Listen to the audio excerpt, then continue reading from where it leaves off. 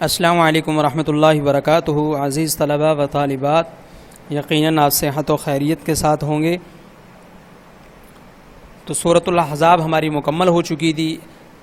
اب اگلی سورت جو ہمارے سلیبس کا حصہ ہے اس کا نام سورۃ الممتحنہ ہے، جو کہ 28ویں پارے میں ہے۔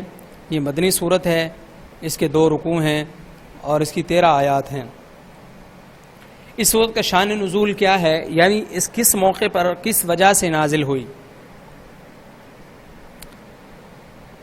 اس کا شان نزول یہ ہے کہ نبی کریم صلی اللہ علیہ وسلم مکہ کو فتح کرنے کے لیے خفیہ طور پر صحابہ کرام سے مشاورت کر رہے تھے، اور مشاورت کر چکے تھے، کچھ کر رہے تھے۔ اتنے میں ایک صحابی حاطب بن ابی بلتعہ رضی اللہ تعالی عنہ، یہ بدری صحابی ہیں، غزوہ بدر میں شریک ہوئے۔ ان کے رشتہ دار بیوی بچے جو تھے مکہ مکرمہ میں تھے، تو انہوں نے کیا کام کیا کہ وہ جو خفیہ خبر تھی یا صحابہ کرام کے ساتھ حضور کا مشورہ تھا مکہ کو فتح کرنے کے حوالے سے، انہوں نے ایک عورت کے ہاتھ خط بھیجا مکہ والوں کو، اور اس کے اندر یہ بتایا کہ محمد رسول اللہ صلی اللہ علیہ وسلم مکہ پر حملہ کرنا چاہتے ہیں، یعنی مشرکین کو شکست دینا چاہتے ہیں، مکہ کو فتح کرنا چاہتے ہیں، تو تم ہوشیار ہو جاؤ، جو کچھ دفاع کرنا کر سکتے ہو کر لو۔ اب وہ عورت وہ رکوع لے کر چلی گئی، ادھر سے جبرائیل علیہ السلام وہی لے کر کے آ گئی، یا رسول اللہ آپ کے فلاں صحابی نے یہ کام کیا ہے، ایک عورت کو پیغام دیا ہے، قاصدین کو بھیجیے اور جا کر پکڑوائیے۔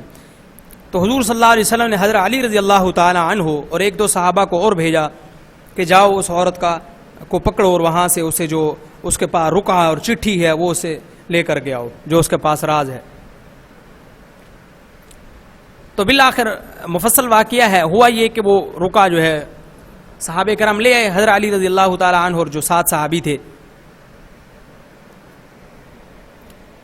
پھر حضور صلی اللہ علیہ وسلم نے حاطب بن ابی بلتعہ رضی اللہ عنہ کو بلوایا کہ تم نے یہ کیا کام کیا؟ ہماری جو مشورے کی بات تھی، جو مجلس ہوتی ہے، مشورہ تو امانہ تھا، آپ نے کافروں کے ساتھ جو ہے وہ شیئر کرنا چاہا، ان کو بتانا چاہا ہماری راز کی بات۔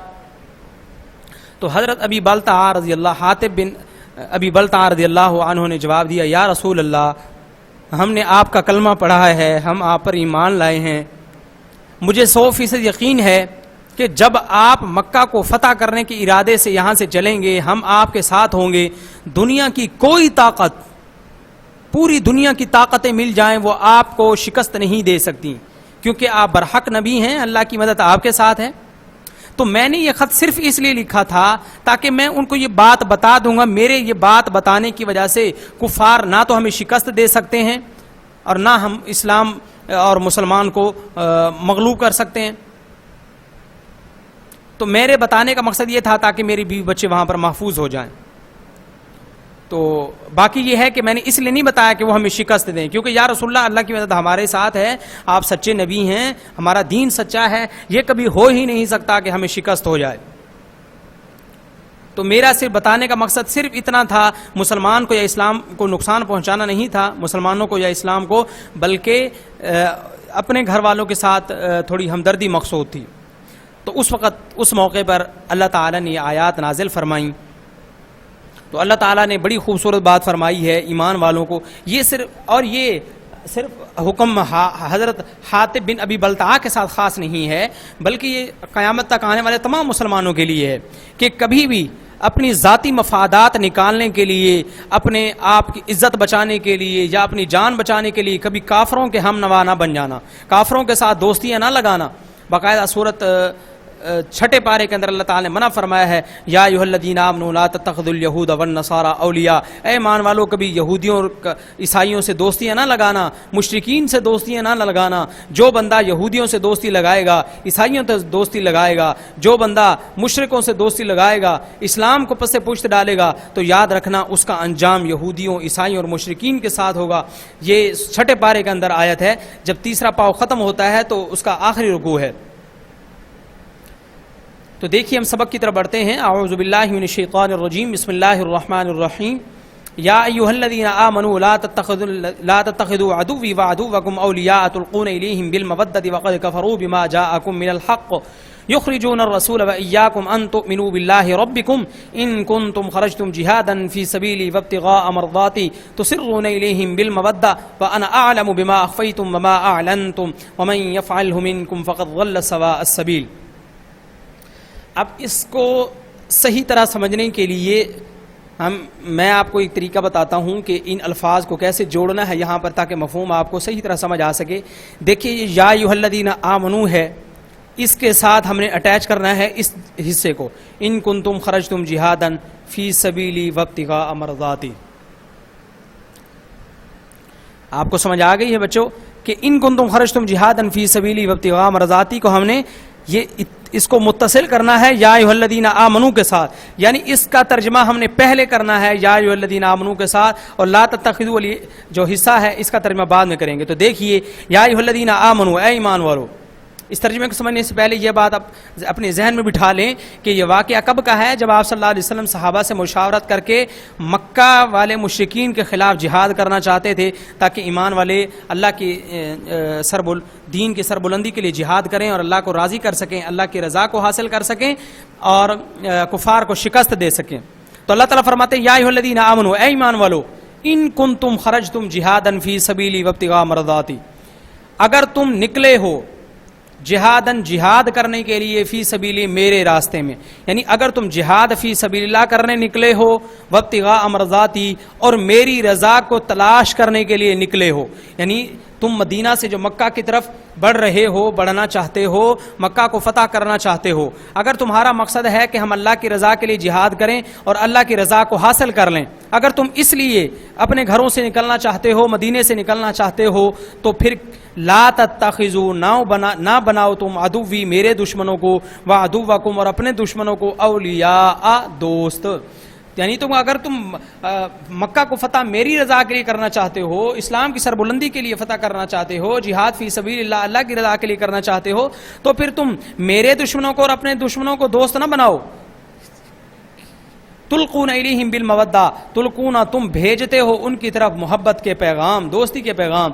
ویسے لفظی معنی آتا ہے تلقون کہ جو ہے دوستی کے پیغام ڈالنا, تو تلقون کا لفظی معنی ڈالنا ہوتا ہے, تم ڈالتے ہو یعنی تم پیغام بھیجتے ہو ان کی طرف, بالمودۃ محبت کے, دوستی کے.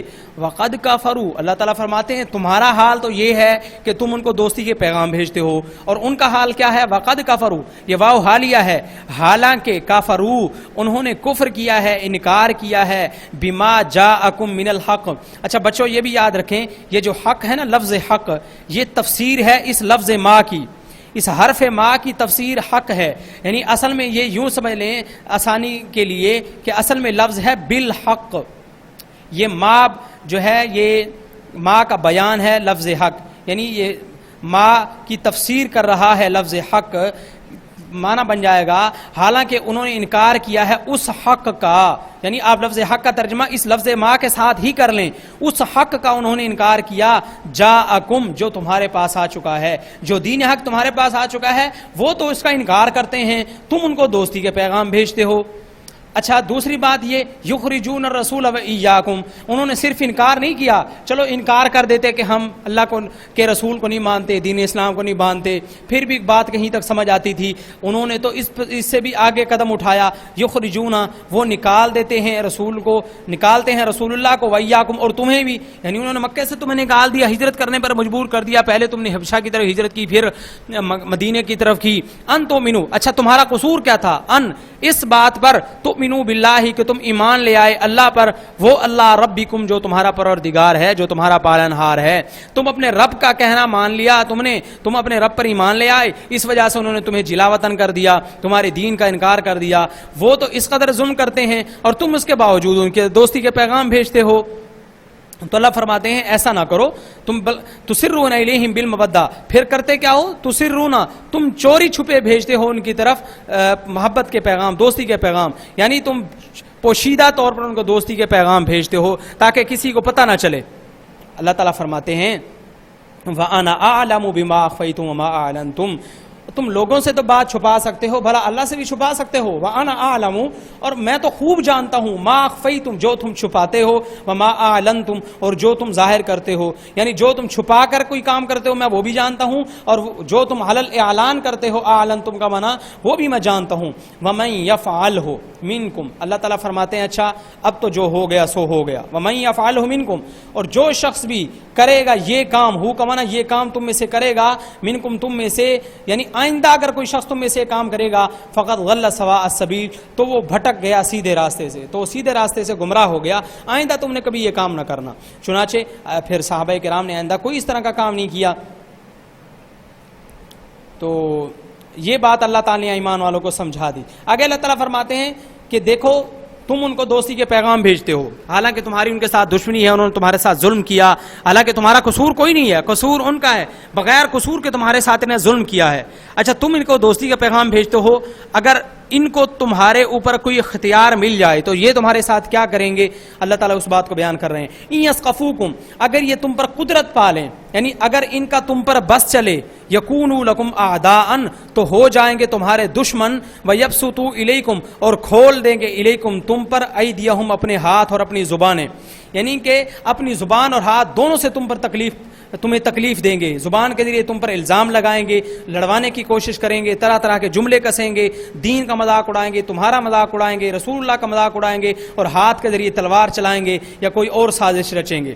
بالسوء، برائی کے ساتھ، یعنی زبان اور ہاتھ کوئی یہ نہیں ہے کہ ہاتھ کے ساتھ تمہاری مدد کریں یا زبان سے تمہاری تعریف کریں گے، کہ زبان اور ہاتھ کو برے کام کے لیے استعمال کریں گے، تمہیں تکلیف پہنچانے کے لیے. وودو، اور یہیں پر بس نہیں کریں گے، وودو، اور وہ تمنا چاہتے ہیں، وہ تمنا کرتے ہیں، لو تکفرون، کاش تم بھی کافر ہو جاؤ، کسی طرح وہ تمہیں بھی کافر بنا دیں، رسول اللہ کی توہین کرا کے، رسول اللہ کی بات کا راز افشا کر کے، ان کے راز کی بات کو، ان کا راز لیک کر کے کسی طرح تمہیں بھی کفر تک پہنچا دے، یہ ان کی خواہش ہے. تو اس سے تم باز رہو. ان یثقفوکم، اگر وہ تم پر قدرت پالیں تو تمہارے دشمن ہو جائیں، اور ہاتھ اور کھول دے تم پر اپنے ہاتھ اور اپنی زبانیں برائی کے ساتھ، یعنی تکلیف پہنچانے کے لیے، برائی پہنچانے کے لیے جو ہے تم پر ہاتھ بھی چلائیں اور زبانیں بھی چلائیں. اور وودو، اور وہ چاہتے ہیں کہ کسی طرح تم بھی کافر ہو جاؤ، تو وہ تمہیں بھی کافر بنا دیں. آگے اللہ تعالیٰ فرماتے ہیں کہ ایمان والو یہ بھی بات یاد رکھو، قیامت کے دن کوئی کسی کے کام نہیں آئے گا. یہ مضمون اللہ تعالیٰ نے قرآن مجید میں متعدد مقامات پر بیان فرمایا. 30ویں پارے میں سورہ عبس میں ہے، اور ایسے ہی 29ویں پارے بھی ہے، اور اس طرح دوسرے مقامات پر اللہ تعالیٰ نے فرمایا کہ قیامت کے دن کوئی کسی کے کام نہیں آئے گا، کوئی کسی کا بوجھ نہیں اٹھائے گا، نہ بیٹا باپ کے کام آئے گا، باپ بیٹے کے کام نہیں آئے گا، ماں بیٹی کے، بیٹی ماں کے، کوئی دوست کے کام نہیں آئے گا، کوئی کسی کا نہیں ہوگا، ہر ایک کو اپنی اپنی پڑی ہوئی ہوگی. تو اللہ تعالیٰ فرماتے ہیں کہ جس دن کوئی کسی کے کام نہیں آئے گا، آج تم دنیا میں ان کے لیے اپنے آپ کو جو ہے جہنم میں کیوں جھونکنا چاہتے ہو، کیوں اپنے آپ کو ناکام کرنا چاہتے ہو؟ تو یہ عقل مندی نہیں ہے کہ آدمی اپنی اولاد کی وجہ سے خود کو جہنم میں ڈال لے، یا اپنے رشتہ داروں کی وجہ سے کہ ان کی خواہشات کو پورا کرنے کے لیے ان کی باتوں میں آ کر انسان اپنے آپ کو، اللہ کو ناراض کر لے. یہ کہیں کی عقل مندی نہیں ہے. تو اللہ تعالیٰ یہی بات سمجھا رہے، لن تنفعکم، کہ آج تو تم دنیا میں اپنے بچوں کو نفع پہنچانے کے لیے اللہ کو ناراض کر رہے ہو، اللہ کے رسول کا راز فاش کر رہے ہو، اللہ کے رسول کو ناراض کر رہے ہو اپنے رشتہ داروں کو نفع پہنچانے کے لیے. لیکن یاد رکھو کل قیامت کے دن لن تنفعکم، ہرگز نفع نہیں دیں گے تمہیں، ارحامکم، تمہارے رشتہ دار، ولا اولادکم، اور نہ تمہاری اولاد. یعنی دنیا میں تو ان کو نفع پہنچانے کے اللہ اور اس کے رسول کو ناراض کر رہے ہو، لیکن یہ بھی یاد رکھ لو کہ تمہیں نفع نہیں پہنچائیں گے تمہارے رشتہ دار اور تمہاری اولاد. کب؟ یوم القیامہ، قیامت کے دن. قیامت کے دن تمہارے رشتے ناتے تمہارے کام نہیں آئیں گے، نہ تمہاری اولاد کام آئے گی. اس لیے تم اللہ کو اور اس کے رسول کو ناراض نہ کرو. یفصل بینکم، وہ اللہ فیصلہ کرے گا تمہارے درمیان. یفصلو، وہ فیصلہ کرے گا تمہارے درمیان. واللہ بما تعملون بصیر، اور اللہ جو کچھ تم ما تعملون، جو کچھ تم کرتے ہو، بصیر، دیکھ رہا ہے. اللہ دیکھ رہا ہے تم کیا کچھ کر رہے ہو، اللہ کے رسول کا راز فاش کر رہے ہو، اللہ کے رسول کو ناراض کر رہے ہو. اللہ تمہاری سب نقل و حرکت کو دیکھ رہا ہے اور سب کچھ لکھا جا رہا ہے. اس لیے اے ایمان والو، تمہیں چاہیے کہ اللہ اور اس کے رسول کا ساتھ دو، اللہ اور اس کے رسول کو راضی کرو، اللہ اور اس کے رسول کو ناراض نہ کرو اپنی اولاد اور اپنے رشتہ داروں کی وجہ سے. تو اس لیے انسان کو اللہ نے یہ سبق دیا ہے کہ وہ اللہ کو راضی کرے، اپنی جو ہے کسی رشتہ داروں کو راضی نہ کرے. کہ اگر کوئی ایسا موقع آتا ہے انسان یہ سوچے او ہو اگر میں نے یہ غلط کام نہ کیا، یہ قرآن و سنت کے خلاف کام نہ کیا تو میرے رشتہ دار کیا کہیں گے کہ اس کے پاس تو پیسے نہیں ہیں، یہ غریب ہے، یا اس طرح کا کوئی اوٹ پٹانگ حرکت کوئی بھی جو اسلام کے خلاف ہے. اگر میں نے، جیسے ہمارے ہاں رسوم و رواج ہیں شادی کے موقع پر، یقیناً اللہ ان سے ناراض ہوتا ہے. شادی کے موقع پر جو ہمارے ہاں ایک باقاعدہ مہندی کا رواج ہے اور پتہ نہیں کیا کچھ ہوتا ہے، ساتھ یہ گانے باجے اور پتہ نہیں کیا کچھ ہوتا ہے، بے پردگی، یہ سب اللہ کو ناراض کرنے والی باتیں ہیں. اور انسان کیوں کرتا ہے؟ انسان یہ زیادہ تر اپنے رشتہ داروں سے ڈر کر کرتا ہے کہ اگر میں نے جو ہے اس طرح اتنا خرچہ نہ کیا اور یہ کام نہ کیے اور یہ فلاں فلاں کام نہ کیے تو رشتہ دار کہیں گے عجیب آدمی ہے، یہ جو ہے بھوکا ننگا آدمی ہے اور اس کے پاس تو پیسے نہیں ہے، عجیب یہ کس طرح گھٹیا کام کیا ہے، یہ جدید دور ہے، یہاں پر پتہ نہیں کیا کچھ کرنا چاہیے تھا. تو اللہ تعالیٰ فرماتے ہیں اپنے رشتہ داروں کو راضی کرنے کے لیے یا اپنی اولاد کو راضی کرنے کے لیے کوئی ایسا کام نہ کرو جس سے اللہ ناراض ہو جائے، کیونکہ قیامت کے دن یہی اولاد اور یہی رشتہ دار قیامت کے دن جب تم ان کو کہو گے یار مجھے تھوڑی سی نیکیاں ضرورت ہیں، میں بخشا جاؤں گا، تھوڑی نیکیاں دے دو، یہ کہیں گے چل یہاں سے کھسک، تو کون ہے، ہم تجھے جانتے ہی نہیں. تو اللہ تعالیٰ فرماتے اس لیے عقل مندی کا تقاضا یہ ہے کہ کوئی ایسا کام نہ کیا جائے جس سے اللہ اور اس کا رسول ناراض ہو جائے. تو عزیز طلباء، یہ اس کے الفاظ معنی آپ دیکھ لیں، یہ آیات ہم نے پڑھ لی ہیں آیت نمبر 3 تک. الفاظ معنی ہمارے سامنے ہیں، تلقون کا، تسرون کا، یسقفون کا، ان کے آپ نے الفاظ معنی یاد کرنے ہیں. اور دیکھیے یہ سوال بھی، یہ تینوں سوال یہاں پر آ چکے ہیں. قرآن حکیم کی آیات کی روشنی میں اہل ایمان کا اسلام دشمن کافروں کے ساتھ کیا رویہ ہونا چاہیے، دشمنان حق کی کن باتوں کے سبب انہیں دوست اور رازدان بنانے سے منع کیا گیا ہے، جب اہل کفر مسلمانوں پر غلبہ پا لیتے تو ان کا اہل ایمان کے ساتھ کیا سلوک ہوتا ہے. تو یہ 3 الفاظ معنی آپ نے یاد کرنے ہیں. برا کا لفظ آگے آ رہا ہے اور یہ 3 آپ نے سوالوں کے جواب آپ نے یونیک نوٹ سے یاد کرنے ہیں. تو آج جب سورۃ الممتحنہ دیکھیں گے، میرے پاس سورۃ الممتحنہ یونیک نوٹس کے پیج نمبر 73 سے اس کا آغاز ہو رہا ہے. تو آپ نے اس کے یہ تینوں سوال یاد کرنے ہیں. التمارین کے میرے پاس یونیک نوٹس پہ 78 پیج نمبر ہے، وہاں سے آپ نے 3 سوال اچھی طرح یاد کر لینے ہیں. اور جو اس کے مختصر سوال ہیں پھر انشاءاللہ وہ اگلے سبق میں ہم دہرا لیں گے، اس میں آپ لوگوں نے یاد کر لینے ہیں. تو یہ ایم سی کیوز اگلے سبق میں یاد کریں گے. یہ 3 الفاظ معنی، یہ 3 سوال اور ان آیات کا ترجمہ عزیز طلبہ آپ نے اچھی طرح یاد کر لینا ہے. اللہ تعالیٰ ہمیں قرآن و سنت کے احکامات کو سننے، سمجھنے اور عمل کرنے کی توفیق نصیب فرمائے اور دوسرے لوگوں کے ساتھ شیئر کرنے کی توفیق نصیب فرمائے. السلام علیکم ورحمۃ اللہ وبرکاتہ.